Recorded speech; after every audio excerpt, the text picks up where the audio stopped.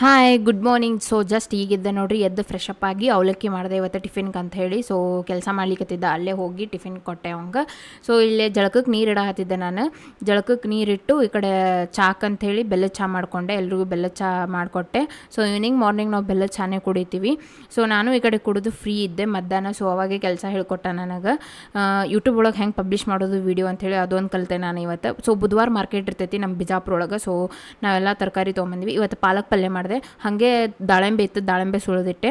ಅವ್ಗೆ ಊಟಕ್ಕೆ ಕೊಟ್ಟು ಇವಂಗೆ ನೀರು ಖಾಲಿ ಇತ್ತು, ನೀರು ತುಂಬ್ಕೊಂಬಂದು ಕೊಟ್ಟೆ. ಫ್ರಿಜ್ ಒಳಗೆ ಫುಲ್ ಐಸ್ ಆಗಿಬಿಟ್ಟಿತ್ತು. ಸೊ ಇವತ್ತು ಈವ್ನಿಂಗ್ ಚಹಾ ಬದಲಿ ಇದು ಮಾಡಿದೆ, ನಾನು ಪಾನಕ ಮಾಡಿದೆ. ಆಮೇಲೆ ದೇವ್ರಿಗೆ ದೀಪ ಹಚ್ಚಿ ನಮಸ್ಕಾರ ಮಾಡಿ ಈವ್ನಿಂಗ್ ಸ್ನ್ಯಾಕ್ಸ್ ಕುರ್ಕುರೆ ತಿಂದ್ವಿ. ಆಮೇಲೆ ರಾತ್ರಿ ಊಟ ಆದ ನಂತರ ಸ್ವಲ್ಪ ದಾಳಿಂಬೆ ಇವತ್ತೇನು ತೊಗೊಂಬಂದಿದ್ನಲ್ಲ ಮಾರ್ಕೆಟ್ ಒಳಗೆ ಅದನ್ನೇ ತೊಗೊಂಡೆ. ಸೊ ಅದನ್ನೇ ತಿಂದು ಮಕ್ಕೊಂಡ್ವಿ. ಸೊ ಇಲ್ಲಿಗೆ ಎಂಡ್ ಮಾಡ್ತೀನಿ. ಬಾಯ್. ಸೊ ಬಾಯ್ ಬಾಯ್ ಬಾಯ್ ಬಾಯ್ ಬಾಯ್ ಬಾಯ್. ಇವ ಭಾಳ ಕಾಡ್ಸಾತಿದ್ದಾರೆ ಆ ಟೈಮಿಗೆ.